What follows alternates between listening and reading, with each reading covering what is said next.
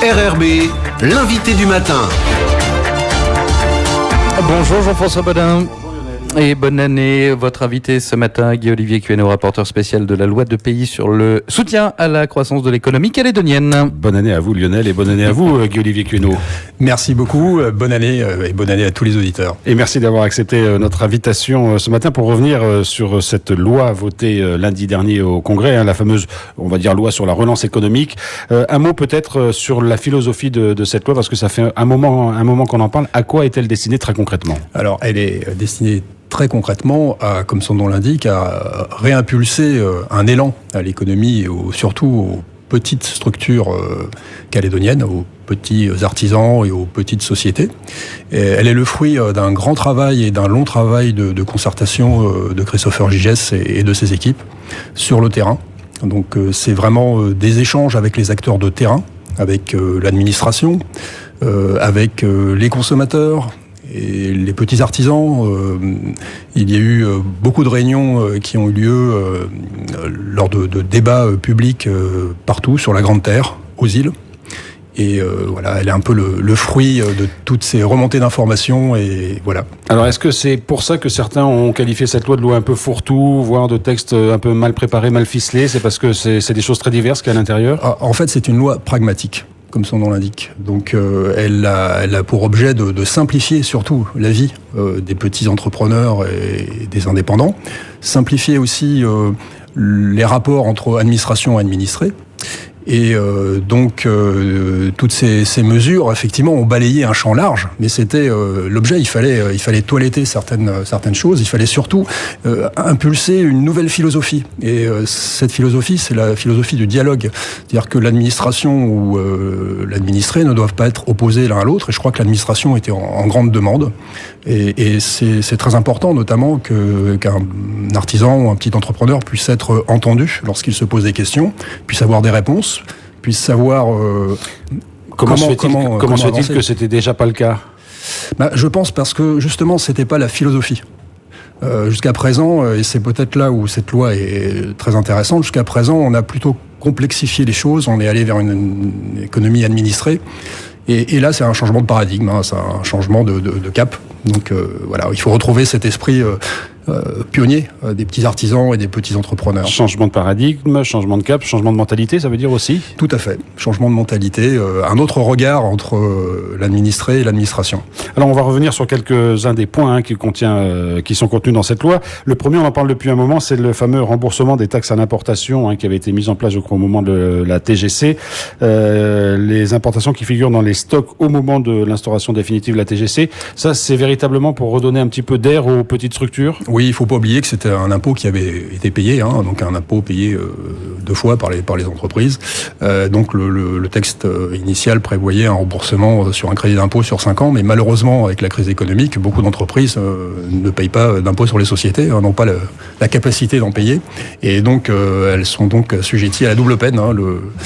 C'est-à-dire qu'a priori, cette taxe, elle n'aurait pas pu leur être remboursée. De facto, pour beaucoup, ça aurait été le cas. Sous forme de crédit d'impôt. Donc là, elles vont toucher du cash. Surtout pour les petites, oui. Elles vont toucher du cash. Elles vont toucher du cash. Et ça a été budgété. Ça a été budgété, et de toute façon, c'est neutre budgétairement, puisque c'est un emprunt bancaire qui va permettre de régler cette dette trop perçue par la Nouvelle-Calédonie. Alors, il y a une autre disposition dont on parle beaucoup et qu'il faut peut-être prendre le temps d'expliquer un tout petit peu, c'est la création de fameuses zones franches. Alors, qu'est-ce que vous entendez par zone franche ? Est-ce que c'est une zone de non-droit où on va mettre des entreprises qui, grosso modo, vont échapper à toute fiscalité ? Non. Quel est le concept de zone franche ? Non, absolument pas. La zone franche est un outil qui est offert aux provinces pour développer des zones qui économiquement souffrent ou du souhait de la province demandent à être développées, et va permettre à des entreprises indépendantes qui créent de nouvelles activités. Donc des entreprises indépendantes, c'est pas des entreprises qui sont détenues par des grands groupes extérieurs, c'est vraiment des structures calédoniennes qui emploient plus de la moitié de leurs salariés sur la zone en question. Donc ces zones vont leur permettre pendant une durée de 6 ans d'être totalement puis partiellement dégrévés de certains impôts, comme l'impôt sur les sociétés, les cotisations patronales et la patente. Ça ne s'adresse pas aux entreprises venant de l'étranger ? Non.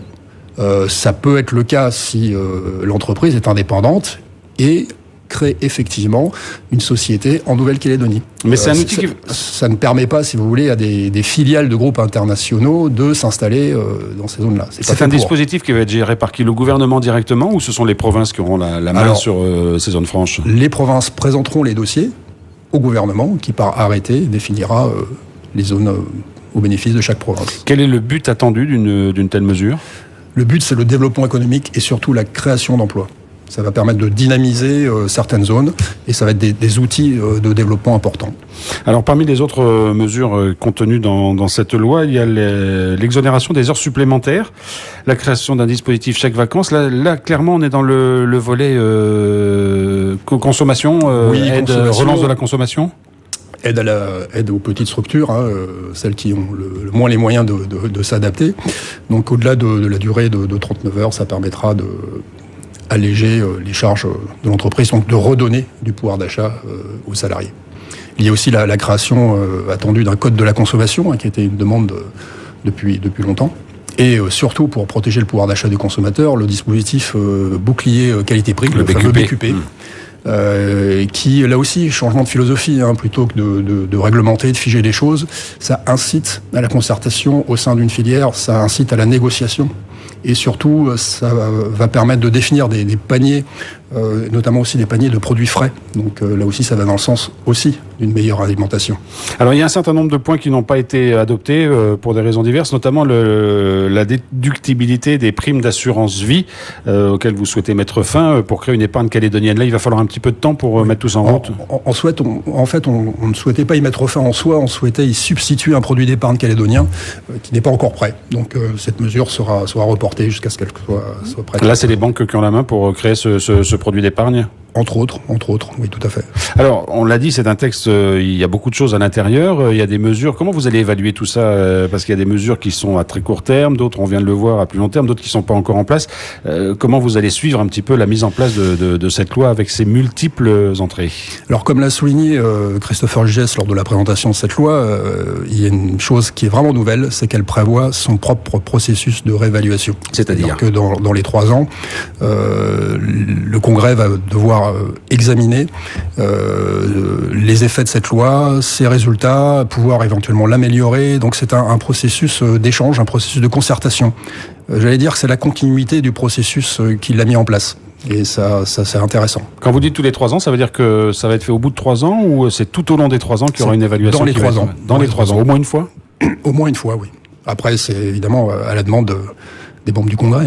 Alors, cette loi a été adoptée lundi au terme d'une longue séance, de plus de 10 heures, je crois, de séance. Est-ce que ça veut dire que les élus sont beaucoup impliqués dans cette loi? Oui, vraiment, il y a eu un travail de collégialité, de concertation. Il faut saluer le gouvernement sous la présence de Thierry Santa et pour le secteur concerné avec les équipes de Christopher Gigès. Beaucoup d'échanges avec tous les groupes. Donc nous sommes heureux qu'elle ait été votée avec une majorité large. Cette loi a été votée quelque temps après le vote du budget, ça veut dire que là il y a les outils pour mettre la Calédonie en route pour l'année 2020. Voilà, c'était le but, c'était donner une impulsion et surtout dire aux gens que les choses ont changé. C'est-à-dire que nous sommes maintenant dans une philosophie d'échange, de liberté, d'esprit pionnier. Et aussi de protection des petites entreprises qui ont fait le succès de la Nouvelle-Calédonie et auxquelles il faut redonner espoir et courage. Il y a encore des textes évidemment importants qui doivent passer sur le plan économique. On pense notamment à la réforme de la fiscalité qui va être en cours de préparation. Est-ce que ça va être la même philosophie qui va être mise en place ou est-ce que ça va tomber par en haut? Parce qu'on sait bien que quand on parle de fiscalité, c'est beaucoup plus compliqué. Non, c'est vraiment la même philosophie. On va continuer cette méthode de travail, cette méthode d'échange, de concertation avec les professionnels, entre élus, entre syndicats professionnels, le particulier, les entreprises. C'est tous ces échanges qui permettront d'arriver à un résultat optimum. Guy-Olivier Quennot, merci beaucoup d'avoir été avec nous ce matin. Merci. Merci.